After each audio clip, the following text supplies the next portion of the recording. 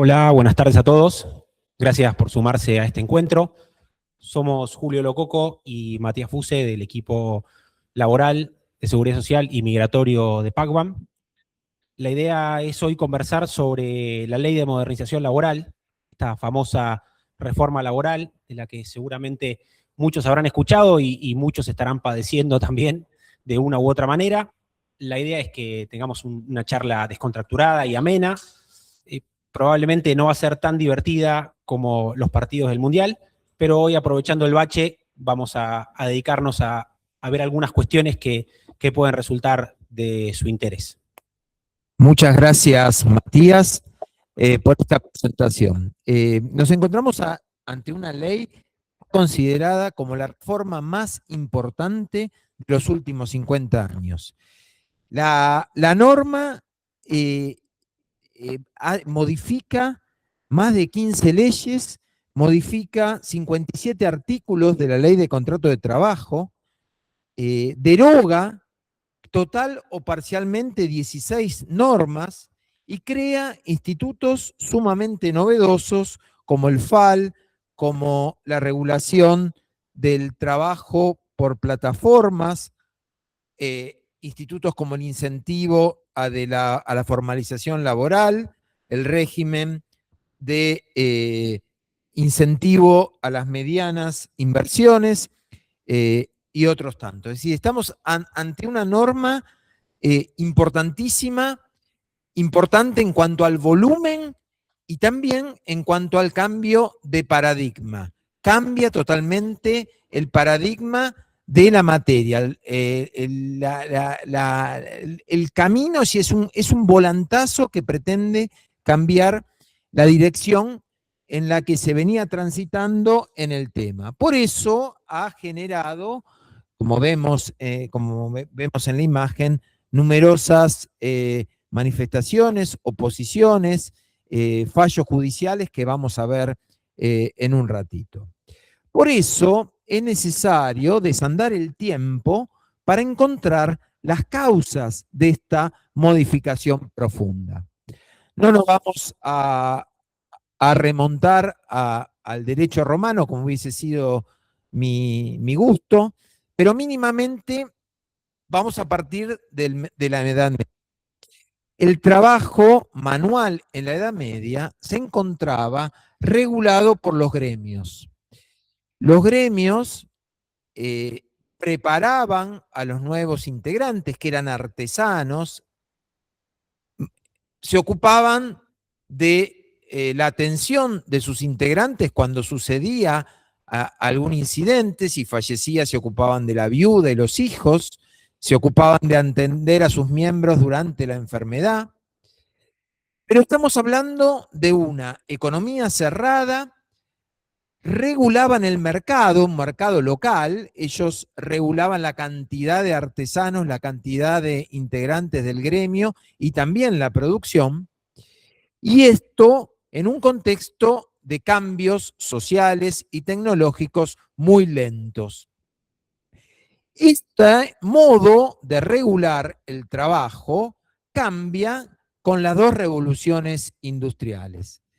Estas revoluciones industriales son motivadas por una innovación tecnológica. La primera, a fines del siglo XVIII, es la creación y desarrollo de la máquina de vapor.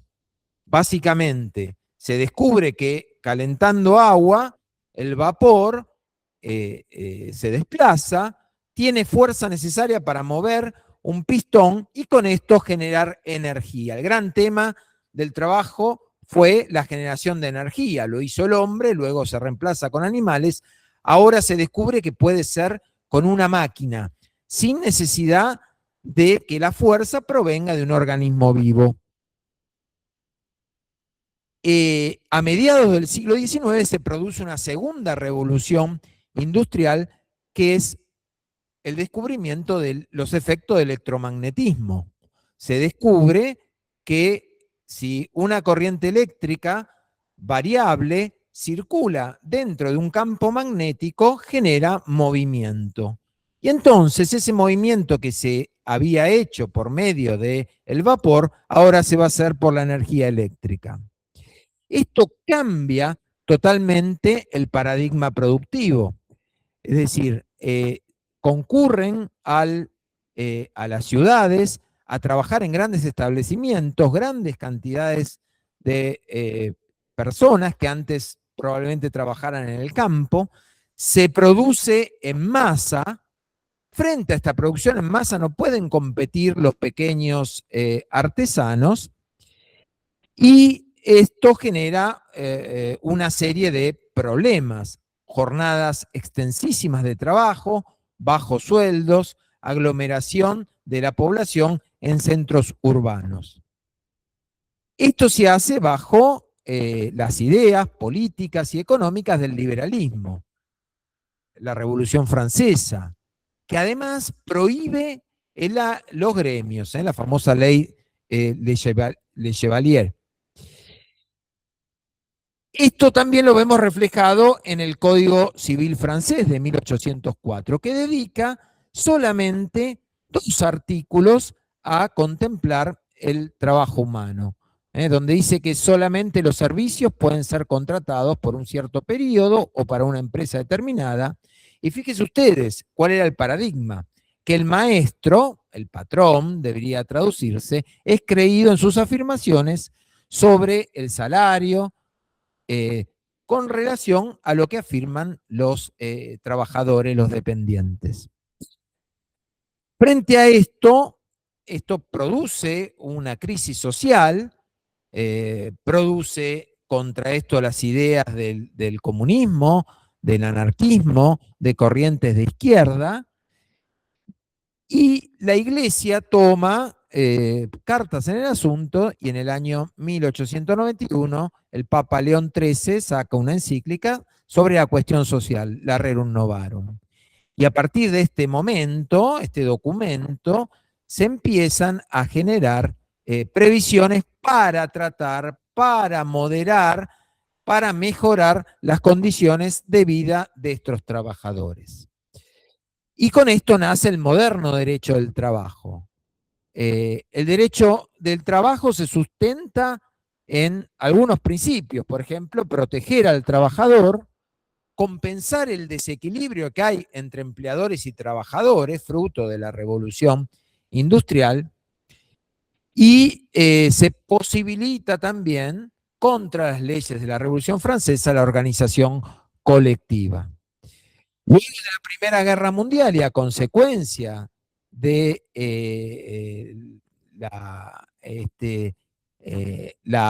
los acuerdos posteriores al primer gran conflicto, se crea la OIT para regular a nivel internacional los derechos de los trabajadores. Y a partir de este hito, la creación de la OIT, la protección de los trabajadores va creciendo cada vez más hasta llegar a límites excesivos. La consecuencia de esto, que podemos analizar y que hemos visto en el mundo en general, pero con mucha fuerza en la República Argentina, fue,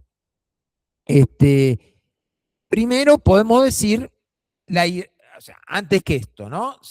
También se fue elaborando un principio que se enumera mucho, que es el principio de progresividad.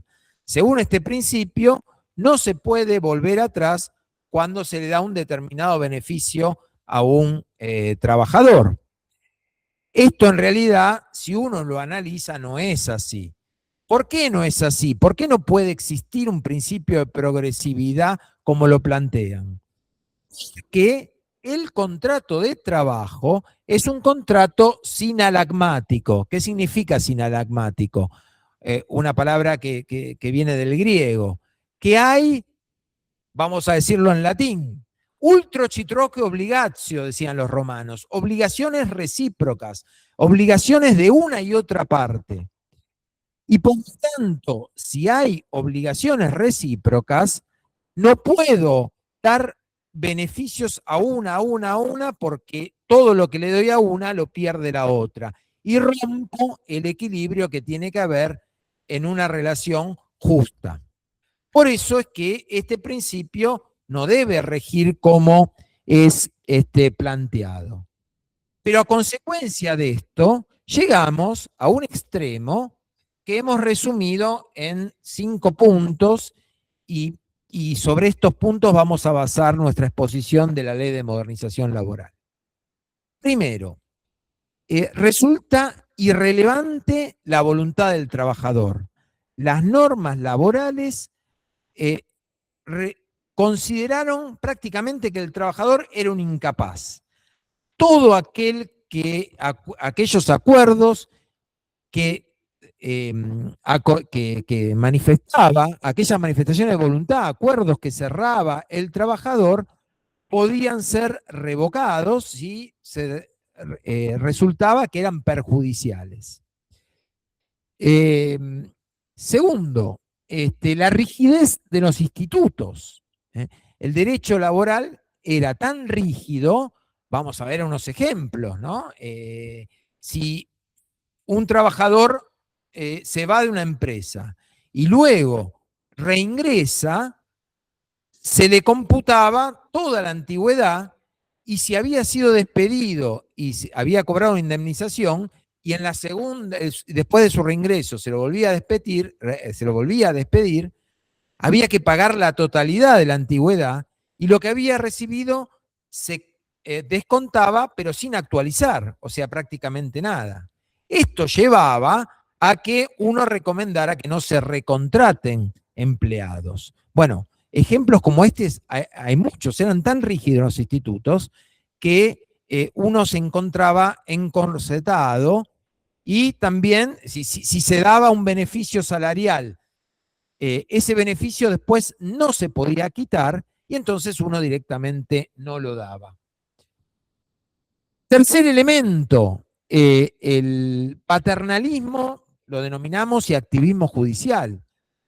¿Por qué paternalismo? Porque los jueces, en lugar de actuar como jueces, como un tercero imparcial que resuelve un conflicto, actuaban como padres. Se consideraban que eran padres del trabajador y lo protegían con una actitud paternalista. Y entonces iban por demás de lo que quería la ley, siempre con el fin de proteger al trabajador. Pensemos la ley de empleo. Se establecía multas que sancionaban al trabajo no registrado. ¿Qué quiso el legislador? Bueno, que aquel que tenía un trabajador sin registrar le saliera caro, debiera pagar multas. ¿Qué hicieron los jueces? Bueno, extendieron esas multas a un trabajador registrado, pero que la empresa le daba un celular, y entonces decía: ese celular es un beneficio, no ha sido registrado, y por lo tanto esta registración no es ajustada a derecho, por lo tanto rigen las multas. Esto, como vemos, iba en contra de los propios trabajadores, porque si se sancionaba con la rigidez, uno lo que hacía era quitar el beneficio. Aparecía un principio de victimización del trabajador, ¿no? Y su contracara. Se presumía la culpa del empleador. Cuando uno entraba al ámbito de la justicia, se consideraba que ya era como el pecador que asiste al confesionario. Entendía que tenía que empezar pidiendo disculpas. Se presumía que se quería abusar del trabajador. ¿Cuáles fueron las consecuencias de esto, de esta hiperprotección? Bueno, las consecuencias han sido, podemos hablar de individualizar 3. Una, la aversión a contratar. Si uno estaba comiendo un asado y le decía a los comensales: miren, tengo unos pesos, ¿qué les parece que hagan? ¿Qué puedo invertir? La respuesta normal, corriente del hombre común, del ciudadano a pie, es: hace algo que no tengas que tener empleados. La consigna era 0 empleados. Pensé que ibas a decir comprar dólares, pero no. Está muy bien, eso también. Si uno huía a la contratación de empleados. Esto produjo una situación de hartazgo. La sensación que uno tenía del empleador es: ¿para quién me mandó a contratar? ¿Quién me mandó a invertir en este país? Y esto ciertamente redundó en pérdida de puestos de trabajo. Por eso, frente a esta situación, aparecía la necesidad de una reforma laboral, una necesidad apremiante, cuya primera manifestación es el DNU, Decreto de Necesidad de Urgencia 70 del 2023, que se dictó a los pocos días de haber asumido el nuevo gobierno la presidencia. También este DNU fue suspendido en la justicia y algunas de sus banderas fueron retomadas por una ley, que es la ley 27742, denominada Ley de Bases, y luego finalmente esta ley que estamos comentando. En el interín hubo una reunión de gobernadores con el presidente, que es lo que se conoció como Acuerdo de Mayo. ¿Qué queremos decir con esto? Que esta normativa gozó de un fuerte acuerdo político y social. Sí, y ahí, si me permitís, Julio, y un poco trayendo al caso argentino este raconto histórico que vos muy bien nos comentaste, tengamos en cuenta que nuestra ley de contrato de trabajo es de la década del 70, ¿no? Con lo cual la necesidad de una reforma, más allá de la cuestión política o ideológica, se imponía por una cuestión de la realidad misma. En la década del 70 no teníamos internet, no teníamos la robótica, no teníamos la inteligencia artificial, con lo cual pensar en esta rigidez que vos mencionabas de la ley de contrato de trabajo, con los parámetros de la década del 70, con el esquema del fordismo, del taylorismo en la fábrica, claramente conducía a, cuanto menos, inequidades o a imposibilidades prácticas para que los empleadores pudieran incluso generar más puestos de trabajo o dar soluciones acordes a diferentes necesidades que desde el mercado o desde los propios empleados se iban generando, ¿no? Un poco todo esto nos lleva a dividir en 4 grandes ejes temáticos los principales aspectos de la reforma. Por un lado, y como contracara de lo que veníamos charlando, tenemos un primer punto que es la exclusión del ámbito laboral, otros cambios que tienen que ver con la voluntad del trabajador, a su vez, puntos que tienen que ver con flexibilización de ciertos institutos, y también nosotros elegimos un apartado referido a indemnizaciones laborales donde hay cambios de relevancia. En lo que tiene que ver con las exclusiones del ámbito laboral, lo que hace esta reforma es definir ciertas situaciones, ciertos contratos, ciertas relaciones que van a quedar fuera del ámbito de lo que es el derecho laboral.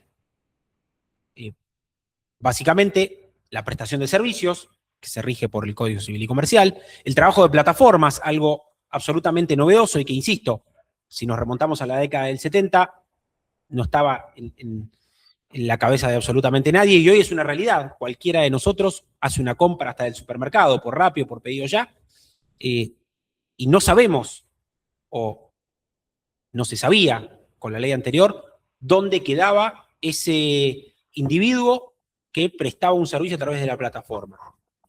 Y a su vez, otro de los puntos fundamentales en lo que es la exclusión del ámbito laboral es la modificación de la presunción de existencia de relación laboral que estaba establecida en el artículo 23 de la Ley de Contrato de Trabajo, ¿no? Donde, según la normativa anterior, que teníamos vigente hasta la reforma, parecía que cualquier prestación de servicios hacía presumir, sin más, la existencia de contrato de trabajo, y si bien se trataba de una presunción iuris tantum, es decir, que admitía prueba en contrario, en los hechos resultaba muy difícil para un demandado poder dar vuelta a esa presunción en un juicio.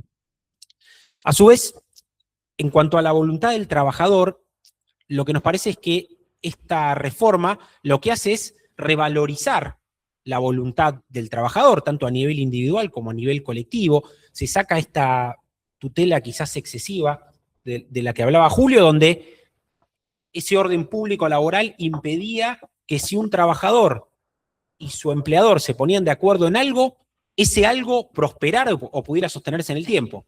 Siempre existía esa espada de Damocles sobre el empleador, porque por una cuestión de orden público, lo que vos acordaste después va a terminar siendo inválido en caso de que te lo cuestione el trabajador, ¿no?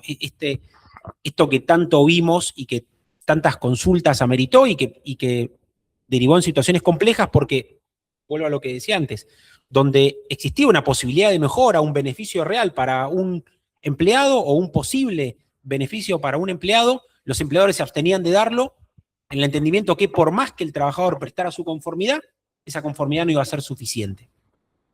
A su vez, esta reforma introduce otras cuestiones novedosas, como por ejemplo la posibilidad de homologar mutuos acuerdos en los términos del 241 de la Ley de Contrato de Trabajo. Se reforma también el artículo 11 de la Ley de Contrato.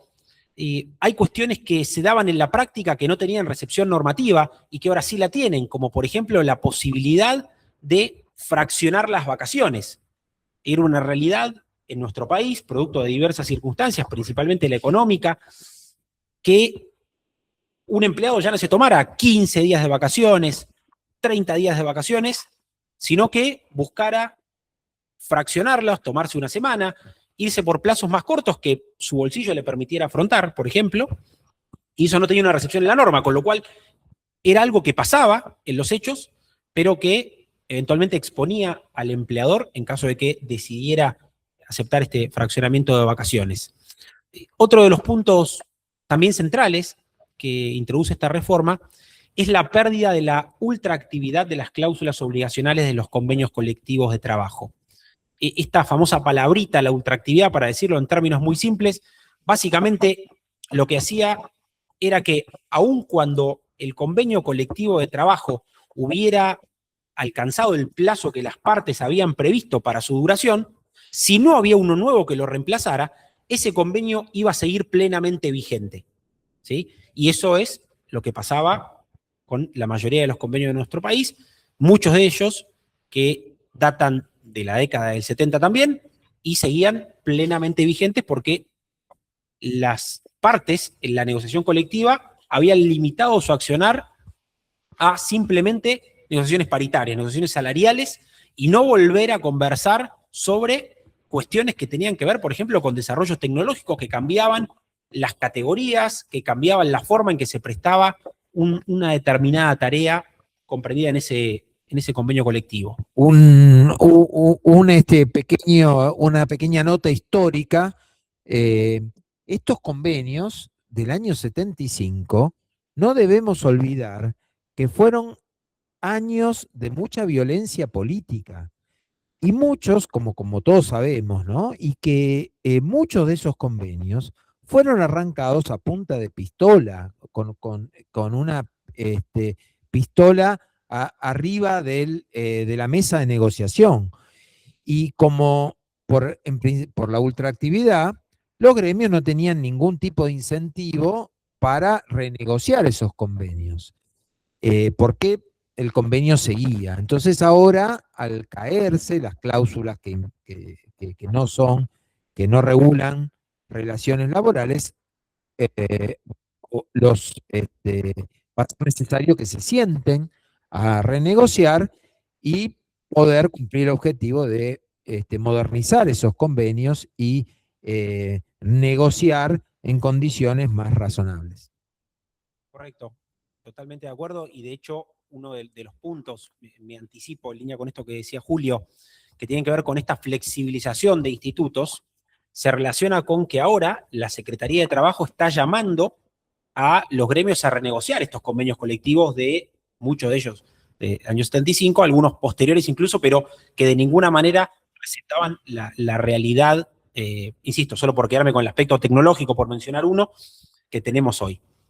Y para cerrar tema voluntad del trabajador, ustedes van a ver ahí en la filmina otro de los puntos que incluimos y que también nos parece novedoso y muy importante y puede dar lugar a grandes cambios. La materia tiene que ver con la prelación del convenio de ámbito menor por sobre el convenio de actividad. Esto, para decirlo en términos más sencillos, va a implicar que, por ejemplo, un convenio colectivo de empresa tenga preeminencia por sobre el convenio de actividad.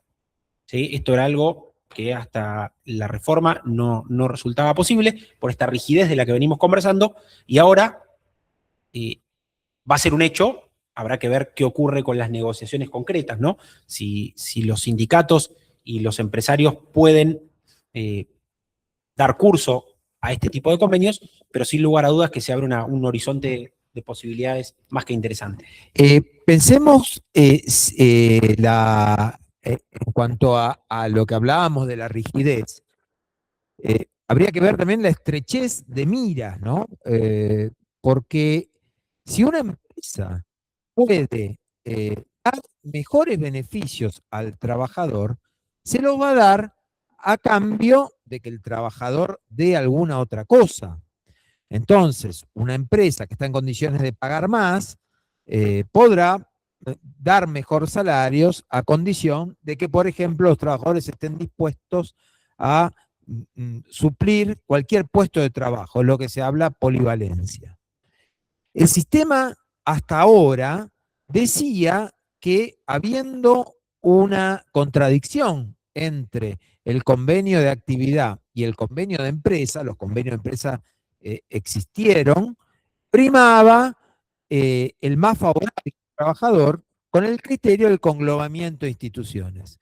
Entonces, si el convenio de empresa establece salarios más altos, pero tiene la polivalencia funcional, o sea que se puede destinar a cualquier tarea, a cualquier trabajador, que no la tiene el convenio de actividad, entonces, ¿cómo se debía entender eso? Bueno, en salarios me quedo con el salario más alto, pero en puestos de trabajo, en polivalencia, me quedo con el convenio de actividad, porque son dos instituciones distintas.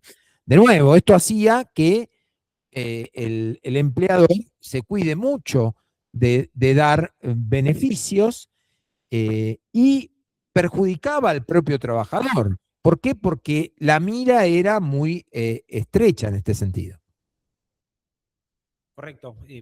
Por eso insisto, creo que acá se abre un horizonte de posibilidades que puede redundar en muchísimos beneficios, no solo para los empleadores, como se intentó vender muchísimo durante la discusión de la ley en el Congreso, sino también para los trabajadores, que pueden ser los beneficiarios de que ahora, como no estás obligado a quedarte con lo mejor de los dos mundos, en el ejemplo de Julio, se puede dar lugar a grandes cambios que terminen redundando en beneficios para ellos.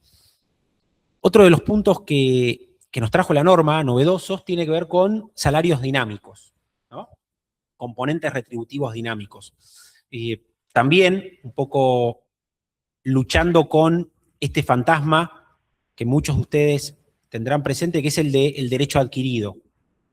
Nos ocurría con mayor frecuencia de la que a nosotros nos hubiese gustado, que cuando un empleador decidía otorgar un cierto beneficio, premio, concepto adicional a un trabajador o grupo de trabajadores, se encontraba que luego de haber sostenido ese beneficio en el tiempo, no podía discontinuarlo, porque eso implicaba, lisa y llanamente, un reclamo que iba a derivar en un resultado adverso para el empleador, porque según la normativa vigente, no se podía discontinuar ese beneficio que ya constituía un derecho adquirido que había ingresado al patrimonio del empleado. Estos salarios dinámicos lo que buscan ahora es justamente poder establecer, por acuerdo entre partes, ya sea individual o colectivamente, o incluso por decisión unilateral del empleador, una serie de conceptos, como puede ser, por ejemplo, un premio o un bono particular, y acotar su duración en el tiempo, de modo tal que cuando el empleador decida discontinuarlo o cesen las condiciones que se habían establecido para su otorgamiento, se pueda quitar sin más y que eso no genere un derecho adquirido para el trabajador, que al final del día lo que generaba es o mayor litigiosidad o que en los hechos los empleadores no buscaran dar ningún incentivo adicional más allá de los básicos, por ejemplo, que establecía el convenio para el caso de personal convencionado. Van a ver en la filmina, no los quiero aburrir, que hay otros cambios de consideración, quizás destacar el que tiene que ver con la simplificación registral. Hoy, a partir de esta reforma, tenemos que la simple registración en ARCA del trabajador va a constituir registración suficiente e íntegra y no se podría, en principio, exigir ningún otro tipo de registro a los empleadores. Esto también es muy novedoso y sobre todo simplifica la burocracia administrativa y la complejidad que suponía, por ejemplo, el libro del 52, rubricado, ver la jurisdicción cómo se rubricaba, ni hablar de empleadores que tenían sede en diferentes jurisdicciones. Realmente suponía un dolor de cabeza enorme y costos enormes para las empresas. Esto busca simplificar eso. No, también deroga el artículo 6 de la ley de jornada que obligaba a tener el horario de trabajo, muchas jurisdicciones debía ser rubricado, el registro de horas extras, y que quien tiene que dedicarse a producir, a generar riqueza, se encontraba con inspecciones, con una larga lista de requisitos absurdos que había que ir a buscar para generar infracciones, poner multas, y entonces otro de los objetivos es terminar con todas estas exigencias formales y totalmente innecesarias y que no reportaban ningún beneficio para nadie. Correcto, simplemente se traducían en un incumplimiento y multas para los empleadores, pero que en la realidad del día a día no le modificaba absolutamente nada ni a trabajadores ni a empleadores. Y también, de la mano con esto que venimos conversando, la modificación del artículo 66 del ius variandi, a partir de la ley de modernización, lo que se dispone es que ya el trabajador que ve afectado o modificada una condición de su contrato de trabajo, no va a tener esta doble opción de iniciar un proceso sumarísimo de reinstalación de las condiciones modificadas o considerarse despedido, sino que la norma únicamente le permite colocarse en situación de despido indirecto y elimina este sumarísimo que teníamos con la vieja redacción del 66, lo cual también era fuente de litigiosidad constante y además colocaba a los empleadores en una situación muy difícil porque ese sumarísimo, ese pedido de reinstalación, terminaba traduciéndose en los hechos en una imposibilidad de avanzar con cambios, porque ibas a tener un procedimiento judicial relativamente rápido. No quiero ponerme en contra de ningún judicial que nos pueda estar escuchando, pero que quizás no era tan rápido, pero permitía bloquear cualquier intento de modificación, a veces acorde, a veces no, que pretendía llevar adelante el empleador. Y el último de los ejes tiene que ver con las indemnizaciones laborales. Por un lado, lo primero que me parece importante decir, sobre todo por la discusión que hubo en la previa, durante el tratamiento legislativo, de lo que terminó siendo la 27802, y seguramente los aquí presentes y quienes están del otro lado saben que no se eliminaron las indemnizaciones, saben que las indemnizaciones no se topearon, nada de eso pasó. De hecho, la forma de calcular la indemnización por despido, la del 245, que todos conocemos, sigue siendo la misma. Pero lo que hizo esta norma fue clarificar, traer principios interpretativos para que tengamos que dejar de recurrir al litigio y a la justicia cada vez que se producía un despido. Una cuestión muy sencilla y que grafica esto. Todos conocíamos el precedente Bisotti, pero el precedente Bisotti era justamente un precedente, un fallo de nuestra Corte Suprema de Justicia de la Nación que no estaba incorporado en la norma, pero que se aplicaba en muchos casos de forma automática, ¿sí? Y cuando venía el cuestionamiento de parte del empleado despedido al que le habían aplicado el tope de Bisotti, lo primero que uno tenía que decirle al cliente es, mirá que esto no está en la norma, hay un precedente, va a resultar de aplicación, pero esto va a estar discutido. Ahora está en la norma, con lo cual esa discusión a priori se terminó, se convirtió en norma positiva ese precedente. Lo mismo con qué entendemos por remuneración mensual, normal y habitual, ¿no? Mensual parecería ser un poco más claro, así todo había discusión. ¿Cuál es la normalidad? ¿Cuál es la habitualidad? Bueno, esta reforma lo que hace es introducir esas pautas interpretativas para que, insisto, a priori se reduzca la conflictividad en torno a esas definiciones y que tanto empleados como empleadores sepan cuál tiene que ser la base de cálculo en caso de un despido sin causa. Y quizás, Julio, acá, si te parece, para no hablar tanto, no aburrirlos, y de paso me tomo un vaso de agua, creo que lo más novedoso es el FAL. ¿no? Creo que acá hay, de nuevo, mucho para conversar. Ya salió reglamentación, tenemos pendiente reglamentación posterior de parte de otros organismos, ARCA, CNB, etcétera, pero parece que el FAL es algo novedoso, algo que no teníamos, que generó mucho debate, pero que, tratando de hacer un análisis objetivo, termina siendo algo beneficioso para los empleados. ¿Cómo lo ves? Bueno, es totalmente novedoso y todavía nos cuesta asumirlo. El FAL traslada a la seguridad social, al ámbito de la seguridad social, una obligación que era del empleador, que es la de pagar la indemnización. Ahora se va a conformar un fondo con aportes que se sustraen, que iban destinados al sistema previsional, y con eso se va a permitir crear una cuenta. Esa cuenta está reglamentada, un fondo, tiene un fin específico, no lo va a poder utilizar el empleador para comprar materia prima, sino que va a poder destinarlo al pago de la indemnización laboral, al pago de las gratificaciones que se pacten de acuerdo con los términos del artículo 241, es decir, el mutuo acuerdo, y tenemos dudas, es un tema que vamos a ver cómo se desarrolla, pero conforme la reglamentación, entre los requisitos que hay que suministrar al fondo para que paguen, aparece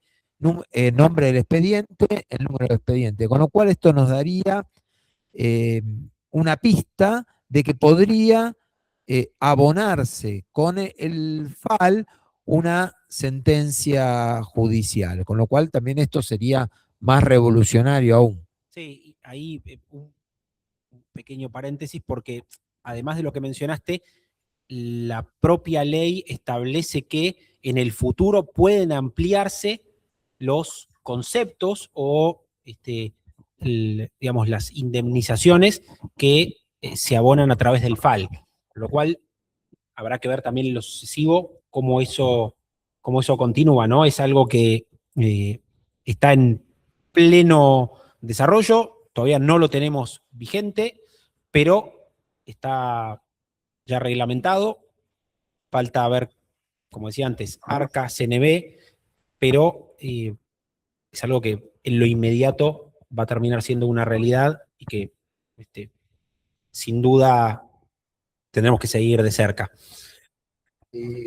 No, también, ya que hablamos del 245, la existencia del 245 bis, que dispone que si el despido es discriminatorio, no se da la posibilidad de que el despido sea dejado sin efecto, sino simplemente se establece el pago de una indemnización agravada, ¿no? Esto es muy importante, ¿no? Porque en un contrato de colaboración, como es el contrato de trabajo, obligar a un empleador a tener que trabajar con un empleado con el que no quiere trabajar, podrá aplicarse una sanción, una multa, una indemnización mayor, pero esta obligación implica una dificultad muy grande en cuanto a los incentivos para llevar adelante un proyecto. Totalmente de acuerdo.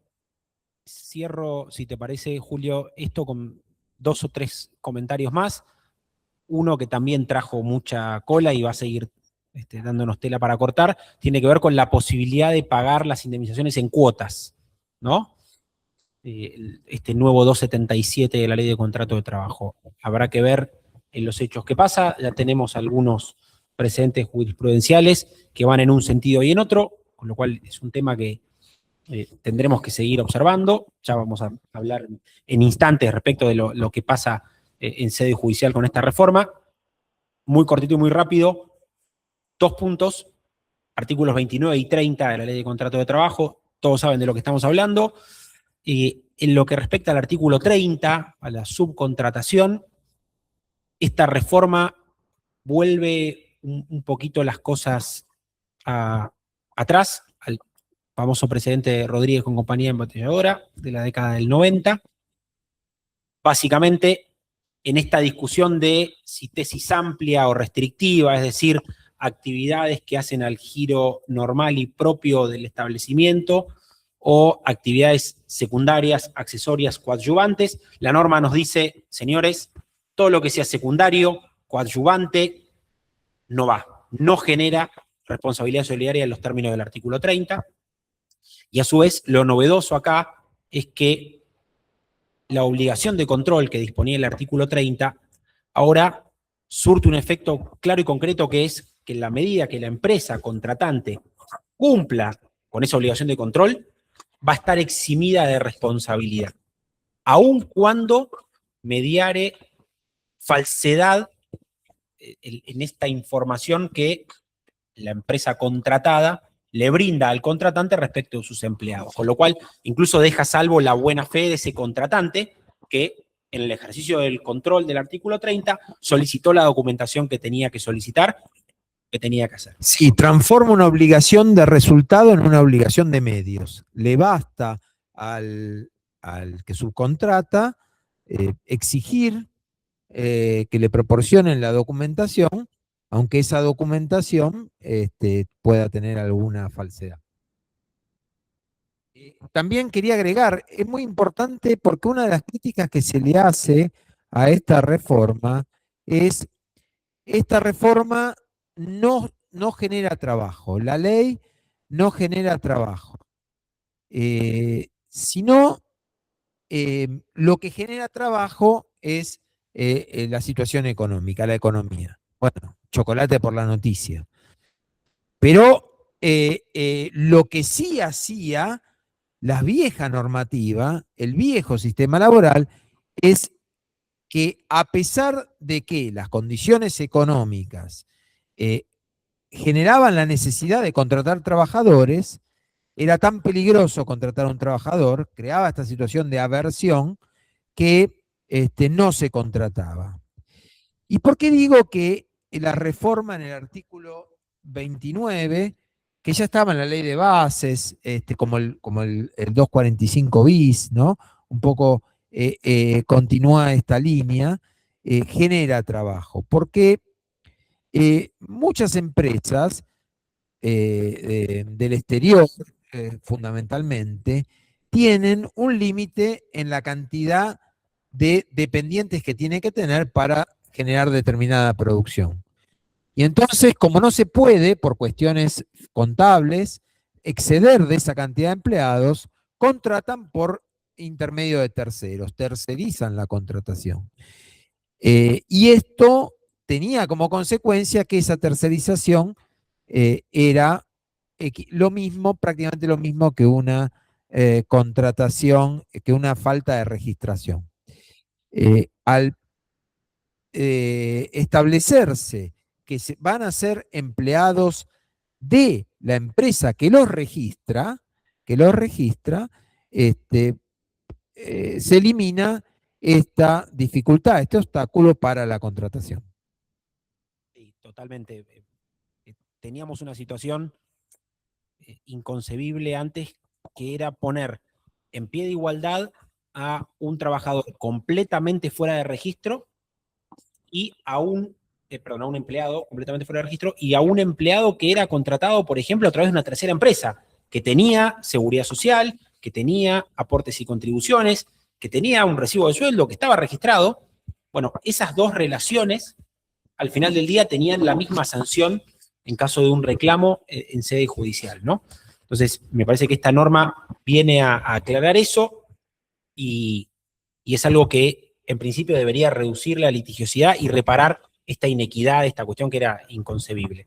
Y como el tiempo es tirano, vamos a acelerar un poquitito y vamos a hablar de los cuestionamientos que esta norma generó, más allá de, como era de esperarse, en algunos sectores, también en la justicia. Y eso, quizás lo más representativo, es la causa que la CGT, la Confederación General del Trabajo, inició en pos de obtener una medida cautelar inicialmente para suspender la aplicación y declarar incluso la inconstitucionalidad de la norma. Ahí, Julio, te cedo la palabra, no digamos quiénes son los de la foto. Sí, la misma CGT había logrado cautelarmente detener, que lo logró con la sala de feria, el decreto 70 del 2023. Y eso está en la Corte y, bueno, la Corte tiene que expedirse, porque muchas de estas reformas, en más o en menos, que estamos comentando, estaban en el decreto 70 del 2023. Sí, ahí Nobleza Obliga, al ser un DNU, ¿no? Quizás esa reforma laboral, más allá de la finalidad muy loable que tenía, nació con un vicio de origen, ¿no? Quizás no era la mejor forma de llevar adelante los cambios y por eso tan fácil y rápido tuvo esa... Sí, el fallo hace referencia a las cuestiones formales, estando en el Congreso vigente, habiéndose llamado a extraordinarias, no había necesidad de sacarlo por DNU. Pero tuvo el mérito, me acuerdo que estábamos, el equipo de Derecho del Trabajo del estudio, cenando para despedir el año, y alguien leyó el decreto y lo empezamos a leer y estábamos brindando, descorchábamos champán, no podíamos creer las cosas que... No voy a afirmar ni negar eso. que decía el decreto, ¿no? Sirvió para poner el tema arriba de la mesa y para que todo el mundo lo discuta, y fueron prudentes los jueces que en alguna medida de Cámara, porque no se metieron con el fondo. La CGT, entonces, que por otro lado, o sea, la necesidad de una reforma laboral era compartida por la CGT y no ha llevado una campaña en contra de esta reforma a tambor batiente. Más allá de alguna declaración, alguna medida de fuerza muy acotada, no han hecho una oposición, no han decretado un paro general por tiempo indeterminado. De hecho, tuvieron participación y voz en el Consejo de Mayo, en el seno del cual se discutió esta reforma, ¿no? Más allá de que ahora algunos pretendan borrar con el codo lo que escribieron con la mano, la CGT estuvo presente, ¿sí? Con lo cual también tiene lógica que ahora no vayan a la carga indiscriminadamente contra la reforma de la cual ellos mismos participaron en gran medida. Pero contra esta nueva norma iniciaron un proceso cuestionando muchos artículos, creo que 81 artículos hace lugar la medida cautelar, 83, y después se desdice de lo de los intereses, ¿no? El fallo de primera instancia, cautelarmente, declara la inconstitucionalidad de 83 artículos de la reforma. Con argumentos, o sea, para que se declare inconstitucional una norma, tiene que haber argumentos de peso. Por eso hemos colocado este fallo de marzo de este año, donde la Corte dice, mire, una norma no es inconstitucional porque no le gusta al juez. Es inconstitucional si realmente está en contra de la Constitución, ¿no? Pero bueno, acá en este fallo, yo lo tengo de amigo en Facebook, al juez que dictó esta causa, y puso, muchachos, piensen cuando votan, piensen en los que votaron esta ley, ¿no? O sea, evidentemente tenía una postura claramente en contra de esta norma. El Estado Nacional recurrió, pidió que era incompetente este juez, inició una acción ante el juez, la Justicia Contencioso Administrativo. La Justicia Contencioso Administrativo dijo que eran ellos competentes, porque es una demanda contra el Estado, donde se ataca una ley, sin que exista un caso, con lo cual hay un conflicto de competencia, pero al mismo tiempo se recurrió la medida cautelar y la Cámara, por eso tenemos otra fotito de otro de los jueces, un integrante de la Cámara, dio efectos suspensivos a la medida cautelar, con lo cual todos estos artículos se encuentran vigentes desde esta perspectiva. Uno de los sindicatos, el gremio de choferes de camiones, inició también otra acción y obtuvo también una medida cautelar. Correcto, lo mismo pasó con comercio, con lo cual no hay ninguna duda que la reforma no va a estar exenta de cuestionamientos y tendremos que seguir de cerca qué ocurre con este expediente, porque más allá de lo que pasó con la cautelar, la discusión de fondo está todavía sin resolverse y será la justicia quien dirima este pedido de invalidez constitucional de muchísimos artículos de la norma que llevó a cabo la CGT. Pero por otro lado debemos decir que ya hay bastantes fallos que han aceptado, por ejemplo, la resolución que da la ley en materia de intereses.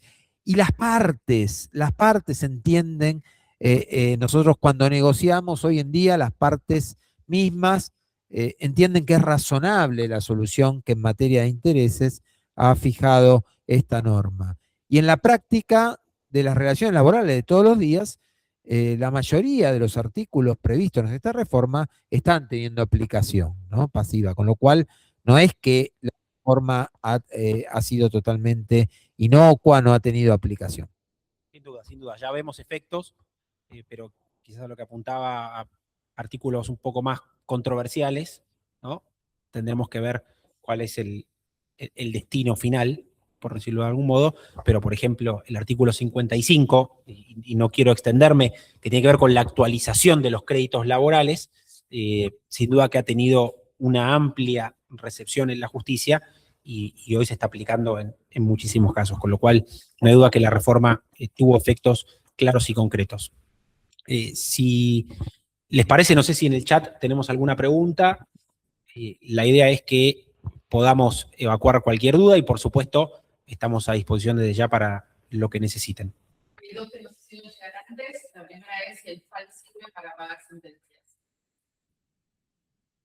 Julio, las difíciles para vos. Bueno, un poco lo comentamos esto. Si uno se atiene al texto de la norma, no está previsto que sirva para pagar sentencias, pero en la reglamentación aparece entre los elementos que hay que brindar al fondo para que se ejecute el pago, está el número de expediente, carátula del juicio, juzgado, con lo cual nos abre una posibilidad de poder aplicarlo al pago de una sentencia.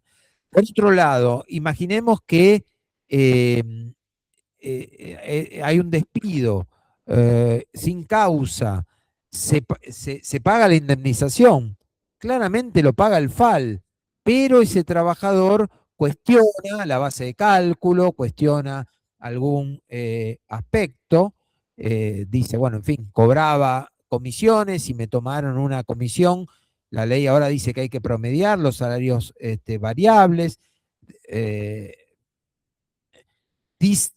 no habla de mayor, sino de la mejor remuneración. Entonces, en periodo de inflación, uno puede decir, sí, la mayor fue esta, pero no fue la mejor, porque en el contexto de inflación no resultó la más conveniente. Es decir, hay tela para cortar en la materia, y si sale una sentencia donde dice, no, bueno, le debe tanto en concepto de indemnización, no se ve por qué motivo, porque es lo accesorio sigue la suerte de lo principal, no veríamos por qué motivo no se podría aplicar el FAL a esa sentencia, porque en definitiva es un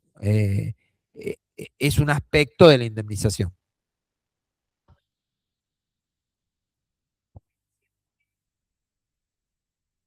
Bueno, ahí un poco lo anticipábamos, ¿no? Con anterioridad, a partir de estas reformas introducidas por la Ley de Modernización, tenemos conocimiento que algunas empresas, algunos de nuestros clientes, les están llegando notificaciones, citaciones de parte de la Secretaría de Trabajo para renegociar los convenios en el entendimiento que la ultraactividad ya cesó a partir de lo que dispone la reforma. De todas maneras, no es momento de tomar decisiones apresuradas, temerarias. Como dijimos, la norma excluye a la locación de servicios, la locación de obra, pero que tenga elementos y no se aplica la presunción, pero que realmente sea una locación de servicios independientes. Y de repente a todos los empleados los despedimos y los ponemos todos como prestadores, como locadores, y hacen las mismas tareas que hacían cuando eran empleados, claramente no se va a aplicar la ley de contrato de trabajo, ¿no? Sin duda, a raíz de lo que decís, me parece muy válido señalar que el principio de primacía de la realidad sigue plenamente vigente, ¿no? El 14 de la ley de contrato de trabajo sigue plenamente operativo, con lo cual, si te encontrás un bicho que tiene 4 patas, cola y ladra, va a ser perro, por más que la norma diga lo contrario, ¿no? Entonces, ser muy cuidadosos con esto. Me parece buenísima tu reflexión final, Julio, para no pensar que con esto podemos inmolarnos. Gracias por todo. Perdón, tenemos un aviso parroquial. Pregunta.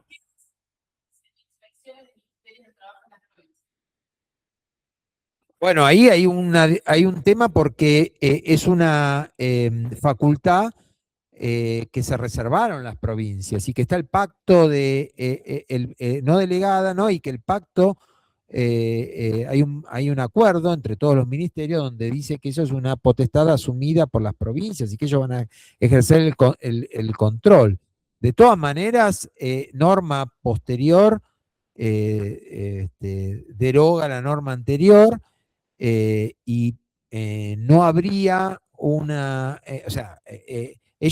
las provincias tienen la facultad de inspeccionar, tienen la facultad de reglamentar cómo, por ejemplo, tramitar la rúbrica de una determinada documentación laboral, pero si esa documentación laboral, que estaba incluida en una ley de común, recordemos que hay leyes locales que emanan de las legislaturas provinciales, leyes federales que emanan del Congreso, pero tienen carácter federal, y las aplican y las juzgan jueces federales, y después tenemos las normas común que las provincias delegaron en el gobierno federal, pero las juzgan los juzgados provinciales, como es la normativa laboral. Entonces, si en esta norma común se deroga la obligación de llevar determinado registro, determinado libro, carecería de sentido que se labre una infracción por no llevar este elemento. Sí, de todos modos, eso es algo que va a generar, tomo tu término, mucha tela para cortar, y ahí vamos a estar nosotros a disposición para lo que necesiten, porque no descartamos algunos problemas de índole local con las secretarías o ministerios. Ahí estamos, si no tenemos más preguntas. Gracias a todos de nuevo por haberse. Los invitamos a nuestro próximo encuentro, van a recibir las novedades vía email, y nuevamente, muchas gracias.